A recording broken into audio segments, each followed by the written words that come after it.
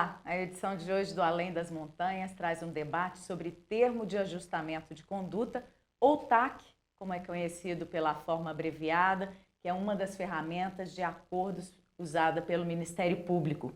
Comigo aqui no estúdio estão o promotor de justiça Felipe Faria, coordenador estadual de Meio Ambiente e Mineração, o promotor de justiça Lucas Trindade, coordenador regional das promotorias de justiça do Meio Ambiente, das bacias do Rio das Velhas e do Paraupeba, e a promotora de justiça de Itabira, Juliana Fonoff.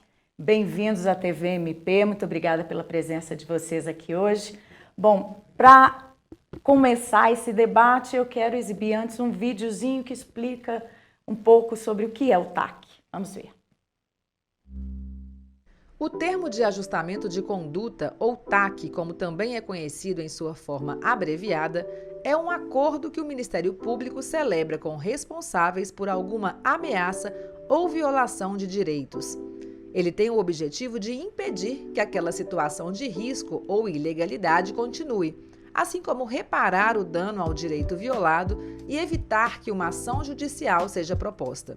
O TAC possibilita a resolução de problemas de uma maneira mais rápida e eficaz do que se o caso fosse levado ao judiciário. Se o acordo for descumprido, o Ministério Público pode entrar com um pedido de execução na esfera judicial, para que o juiz obrigue o responsável a cumprir o que foi ajustado no documento. Bom, eu queria começar perguntando como é que foi o surgimento do TAC, no ordenamento jurídico brasileiro, doutor Lucas. Bem, cumprimentando a Laura e toda a equipe, parabenizando por esse programa tão interessante e dizendo a satisfação de participar aqui com vocês. O TAC surge no ordenamento jurídico brasileiro em 1990, especificamente com a edição do Estatuto da Criança e do Adolescente e do Código de Defesa do Consumidor. E as duas leis que foram promulgadas ali quase que simultaneamente, elas promovem uma reforma da Lei da Ação Civil Pública, que vigia desde 1985, para acrescentar parágrafos no artigo 5º da Lei de Ação Civil Pública e prever, portanto, a possibilidade de celebração de termo de ajustamento de conduta, instrumento de suma importância, que surge como uma forma de trazer maior efetividade à tutela de direitos coletivos. Bom, vocês três trabalham na área de meio ambiente, E o TAC é muito usado nessa área, do direito. Sim, sem dúvida alguma, Na verdade, todos os bens tutelados pela Lei da Ação Civil Pública, os direitos difusos e coletivos de uma forma geral, então o direito do consumidor, o direito ambiental, o patrimônio histórico e cultural, todos esses bens tutelados têm esse caráter difuso e coletivo, eles podem ser defendidos tanto pela própria Lei da Ação Civil Pública, é um instrumento judicial extremamente importante que possibilita o Ministério Público a salvaguarda desses bens, como também podem ser objeto desses acordos, desses termos de ajustamento extrajudiciais, que têm uma série de vantagens frente ao manejo das ações judiciais propriamente ditas. Então, sem dúvida alguma, o meio ambiente, que é um bem difuso por excelência, é uma área em que o Ministério Público atua com muita ênfase na celebração desses documentos. Principalmente no estado que tem uma atividade econômica mineradora muito grande, e com danos ao meio ambiente. Doutora Juliana, em Itabira, especialmente, como os TACs têm sido usados? Então, em Itabira, de fato, a gente usa o TAC muito, Ele nos auxilia aí a tratar de questões bastante complexas, Às vezes nós precisamos colher informações ou de questões técnicas da mineração e, eventualmente, o TAC serve, inclusive, para isso, para a gente saber, de fato, o que está acontecendo e para, futuramente, aí, propor ainda outros acordos, Então, o TAC na área ambiental é muito interessante por conta disso. Ele possibilita um acompanhamento de uma situação que pode perdurar muito tempo, Então, aqui em Itabira, a gente utiliza muito mesmo.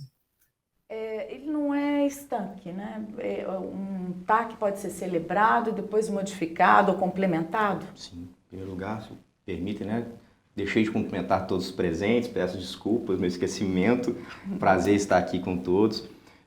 Sem dúvida alguma, né? É um documento que, obviamente, ele acompanha a realidade com a qual ele está tentando dialogar ou regularizar.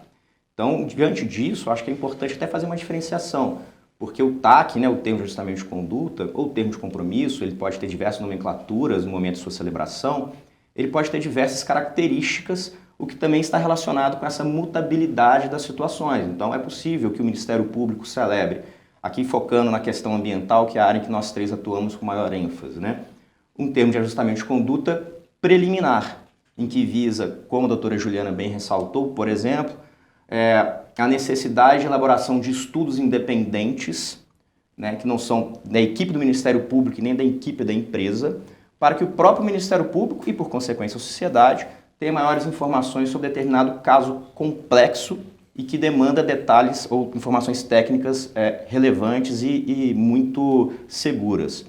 Com isso, obviamente, à medida que esses estudos, por exemplo, vão sendo elaborados, a realidade do conhecimento vai se modificando e as obrigações que eventualmente vão ser exigidas do empreendedor também vão sendo alteradas.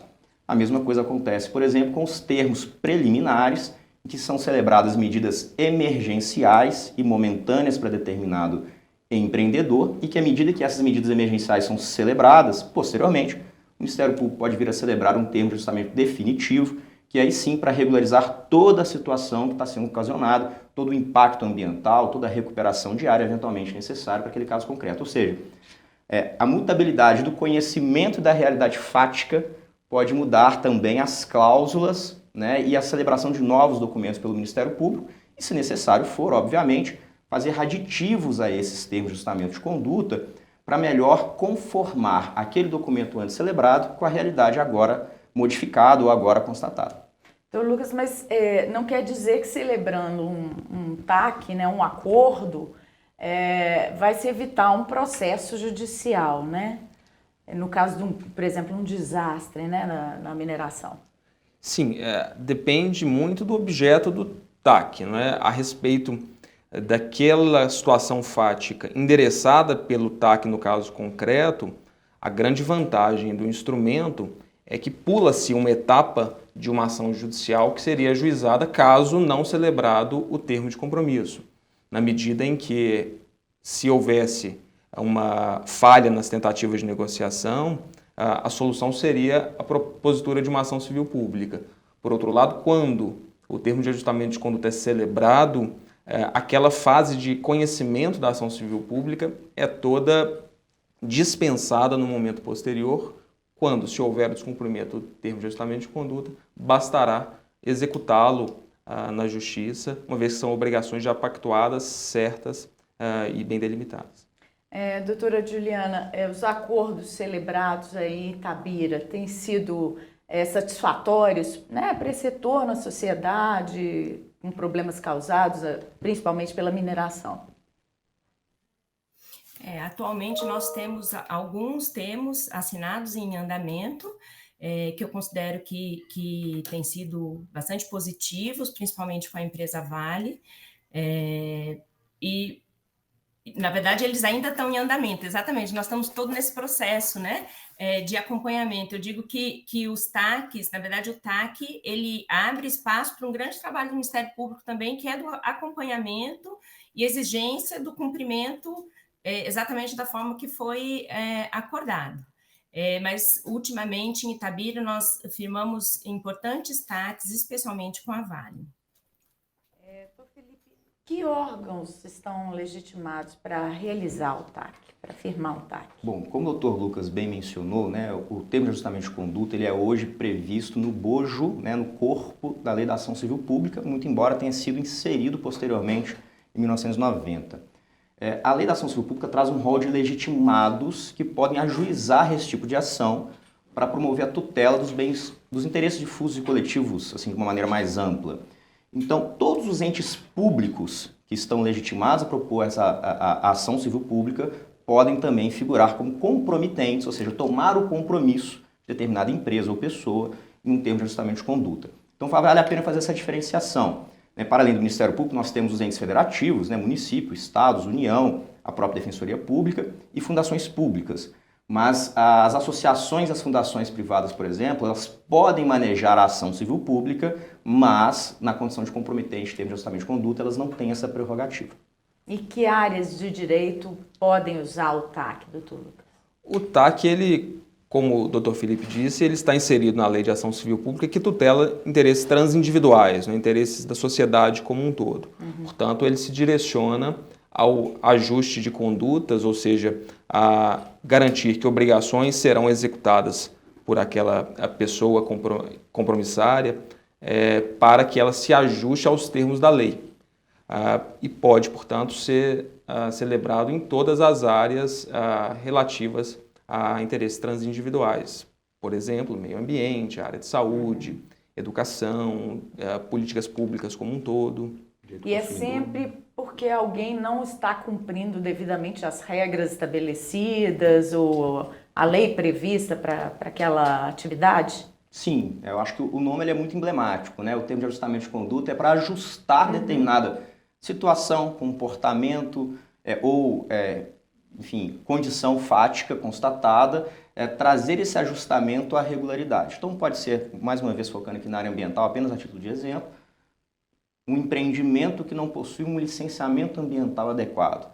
É chamado o empreendedor a se regularizar perante os órgãos competentes, ou é constatado uma supressão de vegetação, um impacto no curso hídrico.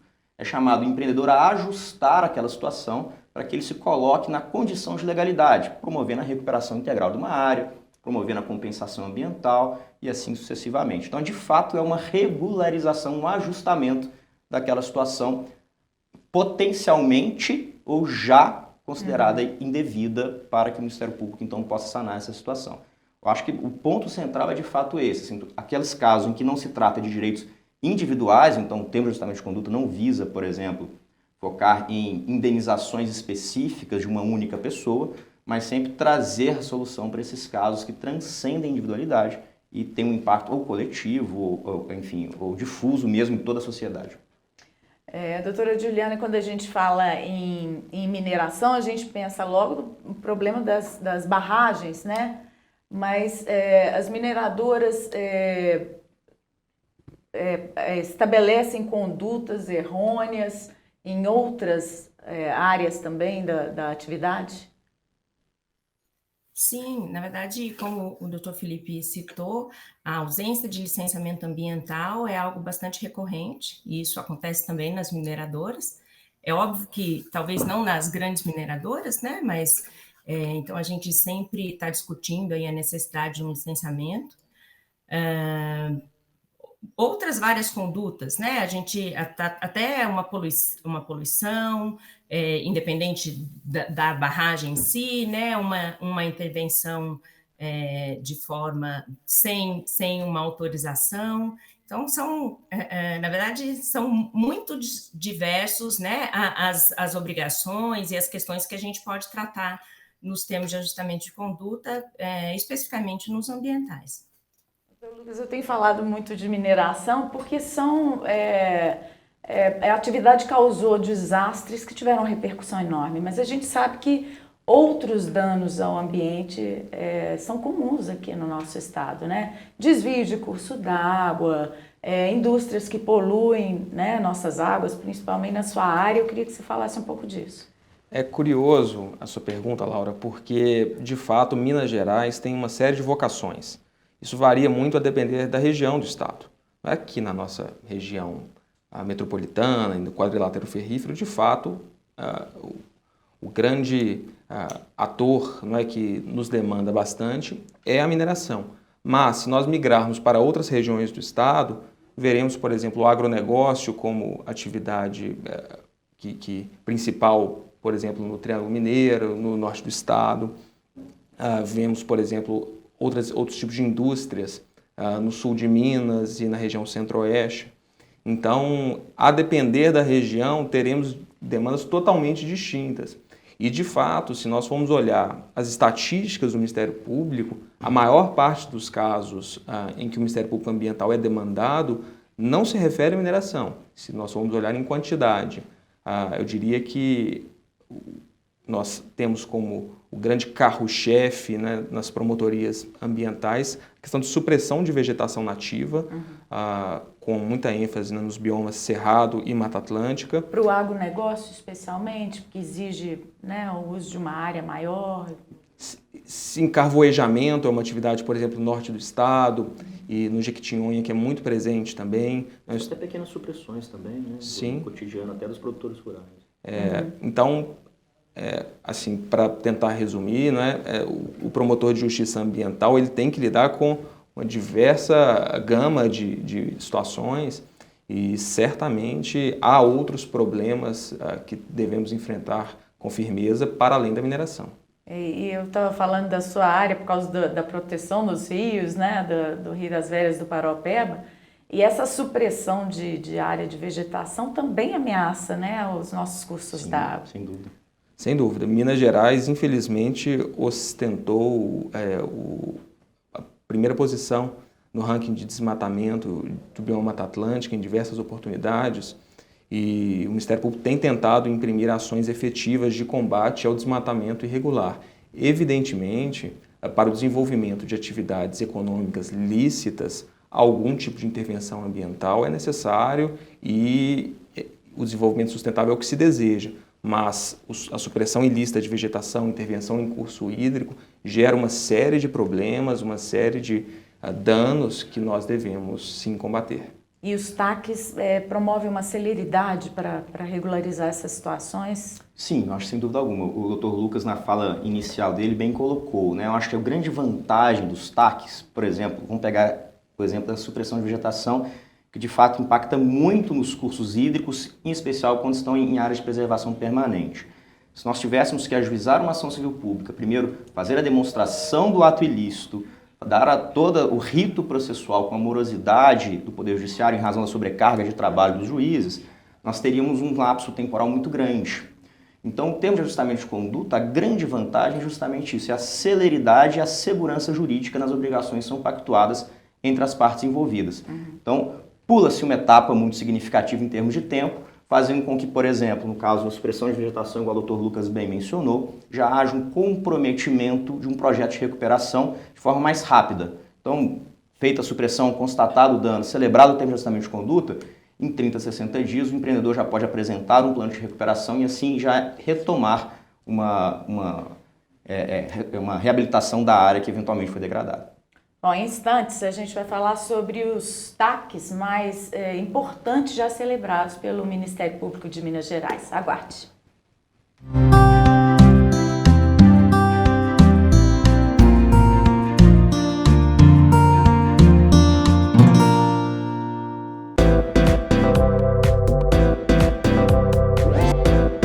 TVMP, em todo lugar, ao seu lado. Realização: Ministério Público de Minas Gerais.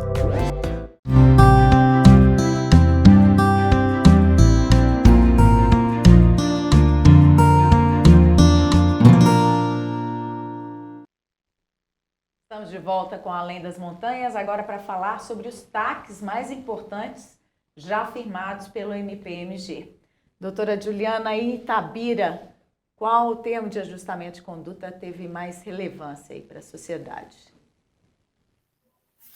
Pois é, são vários, né? Na verdade, eu estou em Itabira há um longo tempo, então foram vários os TACs importantes, mas atualmente nós temos TACs em andamento, que foram firmados com a mineradora Vale, e eu posso elencar aí, em termos de importância, um TAC que foi firmado a respeito do abastecimento público de Itabira, que sempre foi muito impactado pela atividade da mineração, e depois de muita negociação, nós conseguimos firmar um acordo com a Vale no sentido dela construir, né, propiciar um novo local de captação para o abastecimento público, né, para a população, e enquanto não houver, né, não executar essa obrigação, ela ainda se obrigou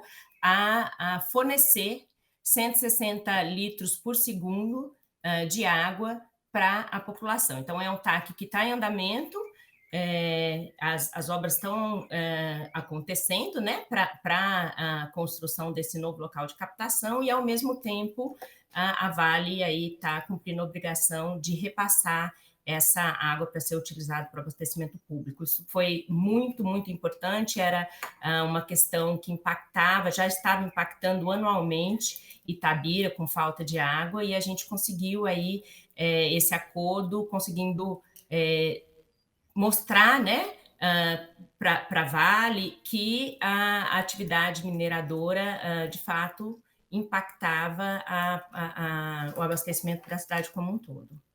Durante quanto tempo esse problema ocorreu até que fosse firmado o TAC?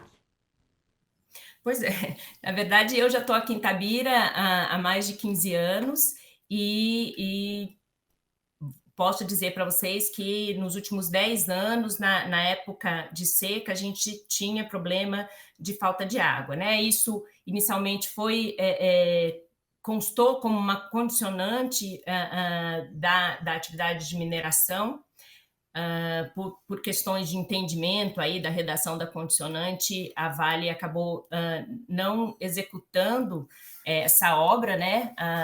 Entendia que não existia essa necessidade, e a gente retomou essa discussão toda. Em 2020 firmamos o TAC, na verdade ainda em 2021 tivemos falta de água, agora em 2022 é o primeiro ano que a gente está passando esse período seco sem falta de água para a população. Bom, e na sua área, doutor Felipe, qual foi o TAC mais importante a ser celebrado? Bom, é difícil fazer elencar isso. Eu acho que o doutor Lucas mencionou, a vocação do Ministério Público de Defesa do Meio Ambiente, ela é absolutamente plural em todas as áreas, né? Então, todos os termos de compromisso, todos os TACs, eles têm sua importância para a sua realidade local, né? Então, por exemplo, os TACs celebrados pelas promotorias de justiça locais, né, Lucas, em prol da preservação de nascentes, são sempre muito significativos por causa da questão hídrica, mas quando a gente vai mencionar aqui nos TACs mais recentes na área de mineração, ou pelo menos mais notórios, né, de maior amplitude, eu gostaria de elencar dois especificamente. Um, que é um termo justamente de conduta preliminar, que foi firmado com a empresa Valorec, em razão de um evento que ficou conhecido por todos. Foi um carreamento de material que galgou uma estrutura, né, um dique lisa, e percorreu parte da BR-040, deixando a área interditada, inclusive interrompendo o fluxo na BR em janeiro, 8 de janeiro do ano de 2022. Então, rapidamente, nós tivemos diversas repercussões, né? Uma delas é a repercussão ambiental, notadamente, em razão do recarreamento de material, a interrupção de fluxo, pessoas que deixaram de poder deslocar para suas residências, ficaram ilhadas, além de uma preocupação muito grande com relação à segurança e estabilidade das estruturas daquele empreendimento, né? Para além do dique lisa que foi galgado, nós temos ali pilhas, outras barragens no empreendimento que nos causou muita preocupação com relação ao estado de segurança e estabilidade. Então, em torno de 20 dias após a ocorrência desses fatos, o Ministério Público celebrou um termo de ajustamento de conduta preliminar. Por que preliminar? Porque ele focou na adoção de medidas emergenciais para estancar os danos em ocorrência, a adoção de medidas para a estabilização e segurança das estruturas, também para se evitar novo carreamento de material, novas situações de insegurança, novos potenciais desastres, e a contratação de equipes técnicas independentes para fazer o acompanhamento de todo esse trabalho, tanto na fase de projetos quanto na fase de execução. E por que preliminar? Porque naquela ocasião, 20 dias após a ocorrência dos fatos, o Ministério Público, ou nenhum dos órgãos envolvidos, tinha ainda a dimensão, o mapeamento de todo o impacto ambiental ocorrido. Então, naquela ocasião, tomou-se a iniciativa de rapidamente celebrar um termo preliminar para que se evite novas situações de insegurança, sem prejuízo, obviamente, de posteriormente celebrar um termo de ajustamento de conduta para recuperação e compensação dos fatos ocorridos, aí sim já com diagnósticos técnicos acerca da repercussão ambiental daqueles eventos. Isso para falar de um termo de ajustamento de conduta preliminar. Pensando no termo de ajustamento de conduta já definitivo, eu acho que teve uma iniciativa que é muito interessante, que não foi um termo de ajustamento de conduta, mas foram 16 termos de ajustamento de conduta celebrados todos no mesmo contexto. Aí eu destaco a participação do Dr. Lucas, da doutora Juliana, da doutora Osana, coordenadora regional de meio ambiente também, do Dr. Carlos Eduardo, nosso coordenador-geral do CAOMA, que foram os 16 termos de ajustamento de conduta assinados com o setor minerário como um todo, para a descaracterização das barragens de rejeitos alteadas construídas pelo método de alteamento a montante. Só para uma explicação muito rápida, né? O método de alteamento a montante é o método construtivo mais barato, muito utilizado pelas mineradoras no passado, e ele tem como prejuízo a possibilidade de liquefação, de rompimento, de uma forma mais súbita, sem prévios avisos, tal qual outros métodos construtivos. Por iniciativa do Ministério Público, em 2016, foi feito um projeto de lei que se tornou lei em 2019 e determinou a descaracterização, o descomissionamento, a retirada... É a Lei Mar de Lama. Lei Mar de Lama Nunca Mais, que também teve sua repercussão depois na legislação federal, né? Ela propiciou a mudança da lei nacional, mas a iniciativa veio daqui de Minas, né? Esse pioneirismo, e que basicamente uma das grandes obrigações previstas nessa legislação é a retirada do mundo, digamos assim, dessas barragens que tem uma situação de maior insegurança, a descaracterização dessas estruturas. O prazo era dia 25 de fevereiro de 2022, 16 empresas não cumpriram esse prazo, que abarca em torno de 43 barragens, porque uma empresa pode ter mais de uma barragem nessa situação.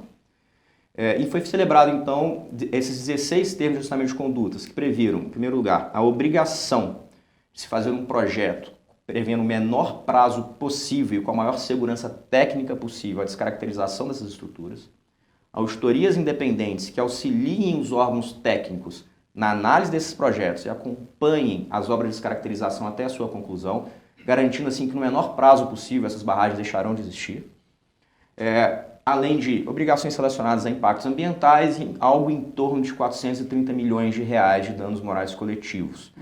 Os danos morais coletivos eles são muito significativos porque eles vão se reverter em projetos em prol das áreas impactadas, mas o mais importante é a obrigação assumida por todas as empresas de se descaracterizar aquelas barragens no menor prazo possível, mas sem descurar da segurança técnica, porque a descaracterização em si também traz riscos operacionais.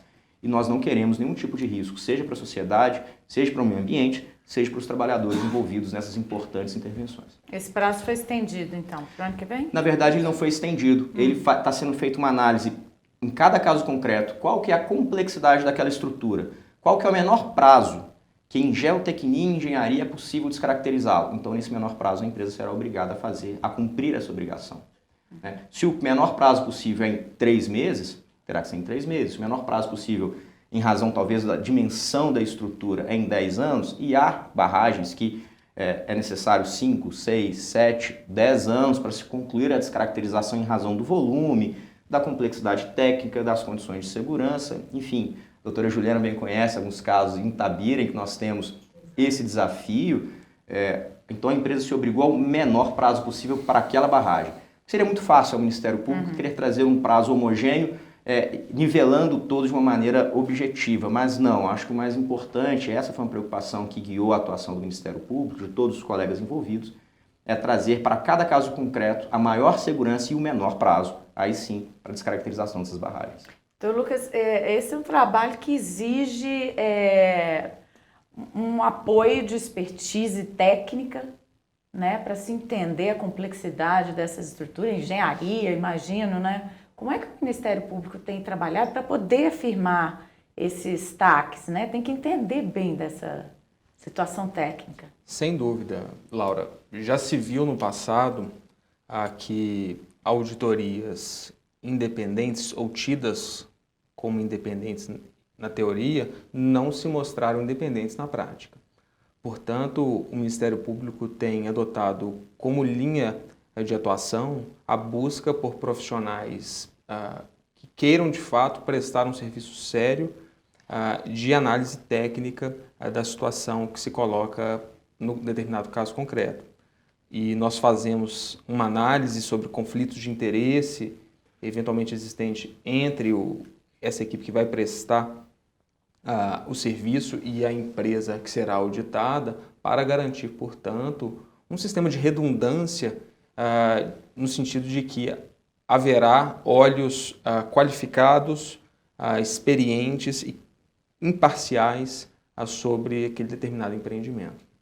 A gente viu que empresas usavam certificações estrangeiras até e que não certificavam nada, né? Sim. Davam garantia de segurança para represas, por exemplo, para barragens e que não asseguravam, na verdade. Sim, e hoje nós podemos afirmar que para cada barragem alteada a montante no estado de Minas Gerais, há uma empresa de auditoria técnica independente que passou por uma análise dos órgãos de Estado, analisando a situação de segurança daquela barragem, para além do sistema legal previsto, pelo qual as empresas mineradoras têm que contratar as auditorias periódicas também. Ou seja, há um sistema, é uma palavra muito utilizada por nós, né, de redundância mesmo de segurança, uma dupla camada, para tentar trazer mais conforto e mais segurança, sobretudo à sociedade. Algum outro TAC de importância a ressaltar? Eu chamaria atenção, Laura, muito na linha do que o Felipe disse, para o trabalho dos promotores de justiça de meio ambiente no estado de Minas Gerais. Somente no ano de 2022, e pegando apenas os dados da área ambiental e sem analisar acordos judiciais, que são muitos, o Ministério Público celebrou praticamente 600 TACs ao redor do estado, que é um número muito expressivo.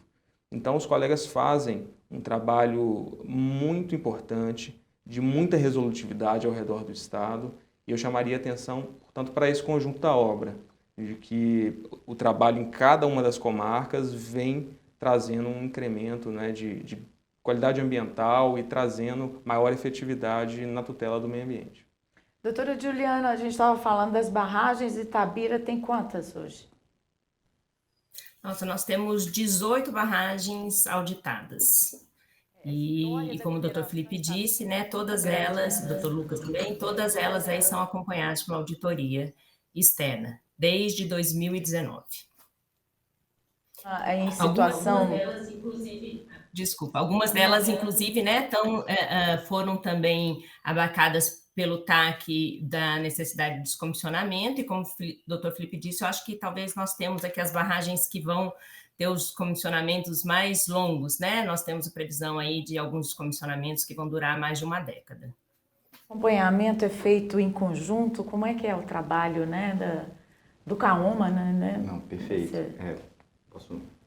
Bom, na verdade nós atuamos, né, a doutora Juliana bem sabe disso, nós tentamos atuar sempre em apoio ao promotor de justiça da comarca, né? O Ministério Público é representado na área ambiental pelo promotor de justiça de meio ambiente da comarca, mas o CAOMA tem a sua estrutura de coordenadorias regionais e coordenadorias temáticas, que nós sempre atuamos de uma forma coletiva, conjunta, na verdade é um grande grupo de trabalho, né, doutor Lucas, doutora Juliana, e talvez isso seja um grande ativo que nós temos, essa força conjunta e convergente, e nós atuamos justamente assim, em alinhamento com os promotores de justiça locais, né, conversando, dialogando, percebendo a sensibilidade de quem está na comarca e melhor consegue aportar, receber todas aquelas informações, a caixa de ressonância das demandas sociais, e aí sim, né, de uma forma conjunta, nós atuamos para tentar buscar a solução para os casos concretos, sempre atendendo ao entendimento, à convicção e à percepção local, que é muito importante do promotor de justiça local. A gente estava falando da atividade mineradora e, né, do problema que nós temos aqui em Minas, que é um estado, né, que não tem como prescindir ainda da atividade mineradora, e também da ameaça aos cursos d'água, né? Então eu queria que vocês falassem, mas vocês veem isso de forma crescente nos últimos tempos? Eu diria, inicialmente, que, por evidente, a atividade de mineração é uma atividade de suma importância, não é, do ponto de vista econômico para o estado de Minas Gerais. E como você bem disse, Laura, não podemos prescindir dessa atividade. O desejo de todos, não é, inclusive do Ministério Público, é que essa atividade seja exercida com responsabilidade e na forma prevista pela legislação. É engraçado que a gente fala em termo de ajustamento de conduta, quer dizer, se houvesse uma consciência de quem exerce esse tipo de atividade que, né, traz algum prejuízo ao meio ambiente, não seriam necessários esses TACs, né? É preciso mudar a mentalidade?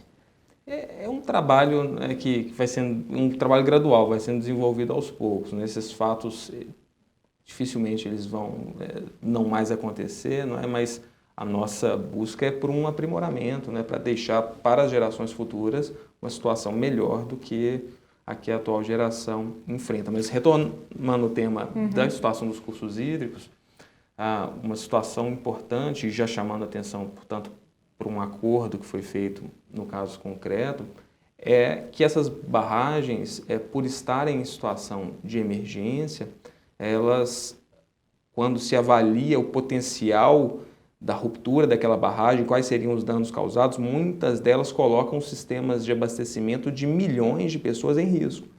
E eu exemplifico com Belo Horizonte. A região metropolitana de Belo Horizonte, que é abastecida pelo sistema do Paraopeba e do Rio das Velhas, 2 sistemas, cada um respondendo praticamente por metade do abastecimento de Belo Horizonte.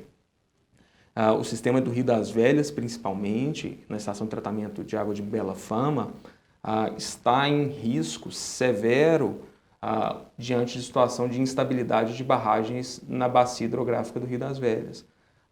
Isso faz com que, caso uma dessas barragens colapse, milhões de pessoas da região metropolitana de Belo Horizonte fiquem sem água, e isso é um problema que nós temos tentado endereçar por meio de projetos de garantia de segurança hídrica na região metropolitana. Então foram firmados uma série de acordos por valorosos colegas e também por nós nessa área, e tentamos também garantir que clientes essenciais como hospitais, escolas, presídios também tenham fontes alternativas de abastecimento para, em caso de desastre, haver uma mitigação desses impactos. Bom, depois do intervalo a gente vai voltar a falar sobre isso, essas medidas que podem antecipar esses problemas e também das vantagens que os TACs têm trazido para Minas Gerais. Aguarde.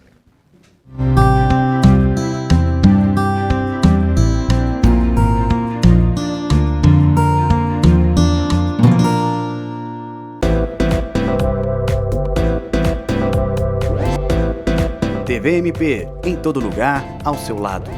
Realização Ministério Público de Minas Gerais. Siga a gente nas redes sociais e procure por MPMG Oficial. Para mais informações, acesse mpmg.mp.br.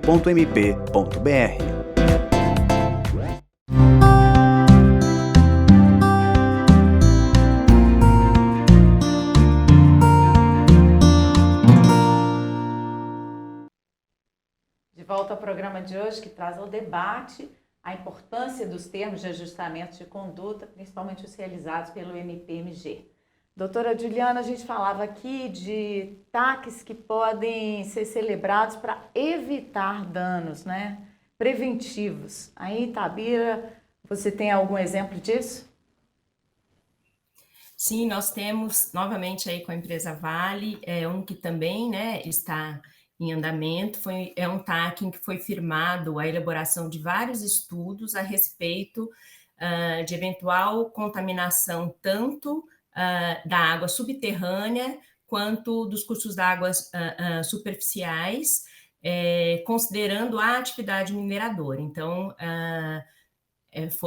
a Vale se comprometeu a fazer estudos e ainda nós temos a auditoria técnica que acompanha a realização desses estudos, né, para que a gente tenha certeza que ele está sendo feito da melhor forma possível, e o objetivo no final, a gente ter, então, uma visão geral de qual o dano que a atividade mineradora, aquela legalizada, né, com licenciamento, tudo certinho, mas qual o dano que ela ainda pode trazer, neste caso aí, para os recursos hídricos de Itabira e do seu redor, né? Considerando que as águas vão longe. O doutor Lucas estava falando, né, das potenciais ameaças, né, aos nossos cursos d'água aqui da região metropolitana, Rio das Velhas e Paraopeba. O que está sendo pensado pelo Ministério Público para prevenir isso? A prevenção é tudo nessa área, né? Nós não podemos contar com a sorte e simplesmente reagir no caso de um desastre. É necessário prevenir. Nessa temática de segurança hídrica, estão sendo finalizados projetos que vão aumentar a resiliência hídrica do sistema de abastecimento da região metropolitana de Belo Horizonte, e houve o destacamento no Acordo de Brumadinho de uma verba de 2 bilhões de reais para posterior execução desses projetos, tornando, portanto, o sistema de abastecimento da região metropolitana de Belo Horizonte mais imune a rompimentos que possam acontecer. E, como sabido, não é amplamente sabido, há barragens em situação de emergência, inclusive nível 3 de emergência, que se caracteriza como iminente rompimento na bacia do Rio das Velhas, de modo que o Ministério Público tem se empenhado e participa de reuniões, diria que semanais, sobre esse tema, para assegurar que essas obras serão executadas com a maior celeridade possível. O senhor citou o volume, né, de ressarcimento, né, por parte das mineradoras, e é importante que a gente fale para onde vão essas verbas. Nesse caso, exatamente para prevenir o problema no Rio das Velhas. E em outros casos, né? Vocês citaram aqui milhões, né, em indenização conseguidas das mineradoras por termos de ajustamento de conduta. Para onde vai esse dinheiro? Bom, para isso, eu acho que é importante fazer uma distinção no seguinte aspecto, né? Os valores, eles podem vir a ser pactuados em razão de um dano moral coletivo ou uma compensação ambiental por aquilo que o meio ambiente deixou de ter de atributos ecológicos, né? Então, a gente tem esses dois fatos geradores, digamos assim. Mas as compensações dos danos morais coletivos não necessariamente são revertidos em valores monetários. É possível também que haja uma pactuação de obrigações de valor ambiental. Por exemplo, no início deste ano também, o Dr. Lucas também participou de uma forma conjunta. Em Sabará houve um carreamento de materiais em um curso hídrico. Uma das formas de compensação ambiental foi a doação de uma área para uma unidade de conservação. Então a empresa se comprometeu a preservar, né, a destinar uma área para preservação ambiental, trazendo um ganho ambiental, com isso o meio ambiente ganha. Quando há a pactuação de valores financeiros, que é uma das formas previstas desse ressarcimento ambiental, há 3 destinações possíveis. A fundos, sejam eles municipais, estaduais ou federais, que tenham por objeto a tutela de direitos difusos e coletivos. Esses fundos eles recebem projetos, têm chamamentos por editais de projetos, por exemplo, da área ambiental, e com isso esses projetos vão sendo contemplados com esses valores. Ou a própria destinação a projetos específicos apresentados perante o próprio Ministério Público. O Ministério Público figura como compromitente, o Ministério Público de Minas Gerais, portanto, tem através da plataforma Semente uma iniciativa muito interessante de receber, fazer uma análise de adequação desses projetos, de idoneidade das entidades proponentes, e com isso o Ministério Público consegue destinar esses valores pactuados com as empresas para a execução de projetos que tenham relevo ambiental. Então nós podemos falar de projetos relacionados à resiliência hídrica, a recuperações de nascentes, por exemplo, destinados à proteção do patrimônio histórico-cultural, como revitalização de bens tombados, etc., ou existe também a possibilidade, na legislação vigente, a destinação desses valores para entidades que promovem a salvaguarda da tutela ambiental. O que existe de necessidade premente é que esses valores tenham uma reversão, prioritariamente para a área impactada e para a área, quando falar a geográfica mesmo, impactada, a região impactada, e para a área também ambiental, né? Ou seja, para que não haja um desvirtuamento da destinação desses valores para outras searas que são também importantes, que também demandam projetos, são carentes de recursos, mas que por determinação normativa, então nós temos que fazer essa destinação vinculada à área ambiental. Doutora Juliana, em Itabira, esses recursos têm sido direcionados para que áreas? Nós temos, sim, para a área ambiental, nós temos vários parceiros, né? Existe uma instituição, uma ONG aqui em Itabira, que é parceira do Ministério Público, em que faz um papel muito interessante de educação ambiental e, ao mesmo tempo, auxilia aí alguns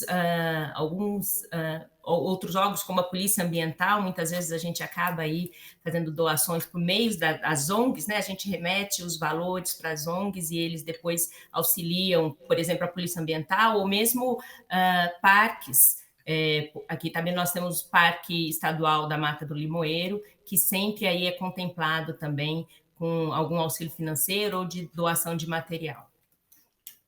Doutor Lucas, queria que vocês falassem, em geral, assim, as vantagens de se celebrar TACs, né? Bem, a primeira premissa do TAC é que o direito material ele tem que ser resguardado. Não cabe a quem celebra o TAC, notadamente ao Ministério Público, dispor, não é, daquele bem. Mas o termo de ajustamento de conduta ele tem como vantagem, do lado do Ministério Público, a questão da resolutividade, da celeridade de se resolver a questão de maneira mais rápida e, com isso, iniciando a reparação ambiental de maneira mais rápida. Nós sabemos que o decurso do tempo agrava os danos ambientais. Então, é necessário, o quanto antes, executar essas ações de reparação como um todo. E a vantagem também para quem se submete ao compromisso é a possibilidade de serem discutidos prazos, as formas de cumprimento, enfim, as condições de cumprimento para amoldar aquela circunstância às condições da pessoa. Nós sabemos que é muito diferente pactuar um termo de ajustamento de conduta com uma grande empresa ou com um pequeno produtor rural. Então, o promotor de justiça ele tem essa sensibilidade para saber que, sem dispor do direito ao meio ambiente ecologicamente equilibrado, há que se considerar as circunstâncias pessoais de quem vai celebrar o compromisso para prever obrigações factíveis para aquela pessoa, de modo que com uma solução consensual, né, um acordo, a tendência é que todos saiam mais satisfeitos do que uma decisão imposta por um terceiro. Em geral, os TACs celebrados pelo MPMG têm sido cumpridos ou há ainda muito descumprimento? Bom, há sim alguns casos de descumprimento, né? Quando ocorre esse descumprimento, eu, vou ser sincero, não tenho estatística de descumprimento ou cumprimento, ou adimplemento. Mas nós percebemos uma monta significativa das duas situações, né? Os casos, quando ocorre o descumprimento, o Ministério Público tem a seu dispor a possibilidade de fazer a execução tanto da multa, né, que foi pactuada entre as partes pelo descumprimento, uma obrigação de pagar, quanto da própria obrigação que foi assumida pelo empreendedor. Então, a título de exemplo, se nós temos um termo de ajustamento de conduta que previu uma recuperação de uma área de vegetação que foi suprimida, haverá a execução tanto da obrigação de recuperar a área, quanto da multa que foi estipulada pelo descumprimento. Então, essa é a grande vantagem trazida, né? Mas se isso não é feito, como obrigar, né? Judicialmente, porque essa ação de execução aí já é uma ação judicial em que o juiz vai compelir aquela pessoa com uma ordem judicial coercitiva para que execute aquelas obrigações de fazer que foram pactuadas. Daí a grande vantagem. Se fosse uma situação judicial sem termo de ajustamento de conduta, eu teria que ter duas ações, digamos assim. A primeira para demonstrar a ocorrência dos fatos, demonstrar que a pessoa suprimiu a vegetação, que aquilo causou dano ao meio ambiente, para então, depois de todo um processo, o juiz decidir que, de fato, houve um dano ambiental. E aí determinar a obrigação de recuperação. A partir daí, só apenas se ele não cumprisse é que haveria uma nova ação para exigir o atendimento àquela determinação judicial. O termo de ajustamento de conduta pula justamente para essa etapa. Ou seja, o termo de ajustamento de conduta já se chega naquele comando que o juiz daria na ação. Então, ainda que seja necessário uma execução judicial para compelir aquela obrigação que foi assumida, tem um ganho de tempo muito significativo. Sem prejuízo, obviamente, né, mais uma vez, da obrigação de pagar em razão da multa estipulada. E, Laura, se me permite, tem uma coisa que eu acho que é muito interessante, que vale a pena mencionar. Que é um assunto que para nós assim, ele é delicioso de falar, que ele faz parte do nosso cotidiano e tem várias variantes e variáveis que a gente pode falar sobre esse instituto. Tem dois pontos que eu gostaria de chamar a atenção, que eu ouvi na fala do Dr. Lucas, que ele estava falando justamente sobre a indisponibilidade por parte do promotor de justiça no que se refere aos bens tutelados do TAC. Eu queria fazer um complemento que eu acho que é muito importante.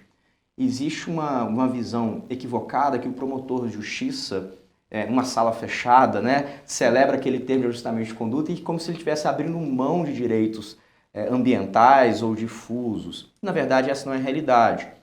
Como o doutor Lucas bem mencionou, não existe uma disposição do direito, mas apenas uma adequação na forma de atendimento daquelas obrigações. Mas o mais importante, o Dr. Lucas já explicou muito bem, que eu queria chamar a atenção é que, independente se o acordo, né, se o termo de ajustamento de conduta, se ele vai ser homologado judicialmente ou se ele vai permanecer na esfera extrajudicial, ou seja, distante do Poder Judiciário, o promotor de justiça nunca é a última voz acerca da adequação e da legalidade daquele documento. Então, existem duas possibilidades. É possível que o Ministério Público celebre um acordo, um termo de ajustamento de conduta com a mineradora, igual a doutora Juliana bem mencionou em Itabira, e isso seja levado à homologação judicial, fazendo com que aquele seja um título executivo judicial. Nesse caso, o juiz vai fazer uma análise da adequação, da legalidade das cláusulas, do objeto, enfim, de todo o termo de ajustamento de conduta, trazendo à sociedade a segurança de que existe um ator externo também validando aquele documento que é celebrado. Se esse acordo, se esse termo de ajustamento de conduta, ele não é levado à homologação judicial, permanece na esfera extrajudicial, também nós temos uma instância revisional, que é o encaminhamento deste documento, ato contínuo, logo após sua celebração, ao Conselho Superior do Ministério Público, onde os procuradores de justiça fazem uma análise também da legalidade, da adequação, da justeza daquele documento, também trazendo à sociedade a segurança de que todo o rito, todas as cautelas legais estão sendo observadas por aquele que celebrou o ajustamento de conduta. Doutora Juliana, e quando há uma recusa, né, da parte alvo desses TACs de sentar para negociar, qual que é? Na verdade, o TAC, né, é um termo de acordo e ele, de fato, precisa de sentar para negociar, né? Então, faz parte. Se a pessoa não né, é chamada ao Ministério Público e diz não tem interesse nenhum em negociar, a gente parte aí para o caminho tradicional, que é ir até o judiciário e conseguir, então, comprovar, né, a existência do dano, a necessidade de reparação e etc. Mas eu posso dizer que isso não é comum.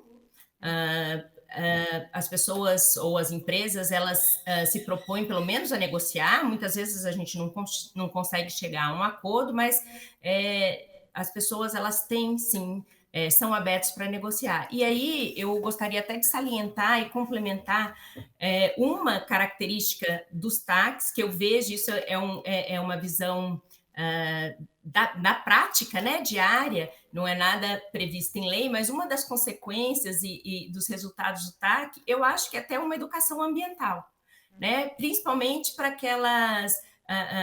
quando a gente firma TACs com pessoas individuais e não empresa, a gente tem esse contato mais próximo, a gente conversa com a pessoa, explica o porquê daquilo, qual foi, né, o que é a irregularidade, o que foi feito que não poderia ser feito, o que precisa ser feito, e muitas das vezes é muito comum as pessoas saírem muito satisfeitas, né, de estarem podendo reparar aquela atitude e o dano, e também muitas vezes a gente acaba aí conseguindo parceiros para outros projetos futuros, né? As pessoas de fato entendem a necessidade daquela reparação, Travou o sinal dela, eu vou passar para o doutor Lucas, porque eu estou pensando aqui no problema na repactuação no Acordo de Mariana, né? Oi, doutora Juliana.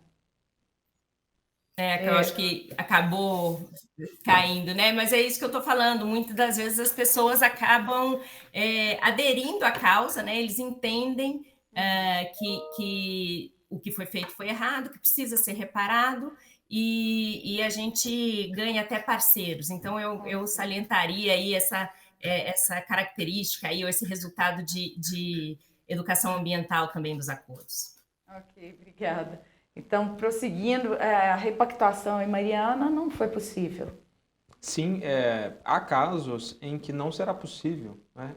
Como dito antes, o Ministério Público não é dono do direito. Uhum. O direito é da sociedade. Então, se o Ministério Público ou o outro ente público, enfim, que esteja na mesa de negociação, entenda que as balizas daquela proposta não garantem uma reparação integral dos danos, não lhe é dado o direito de transigir e de celebrar esse acordo. Portanto, há casos, né, como o de Mariana, em que isso não será possível, não foi possível, e vale-se o Ministério Público das vias tradicionais acionando o Judiciário para garantir a reparação integral dos danos. Para encerrar, nós temos menos de um minuto agora. É uma cultura que veio para ficar. Sem dúvida alguma. Eu gostei muito da fala da doutora Juliana, né, na hora que ela menciona que existe um processo educacional em toda essa tratativa, né? O diálogo ele é muito importante, né? Eu acho que está muito dentro dessas últimas perguntas. A abertura para o diálogo não é uma certeza de um acordo, mas eu acho que é uma prática muito positiva em que todas as partes aprendem, têm a alteridade de entender o outro lado da mesa.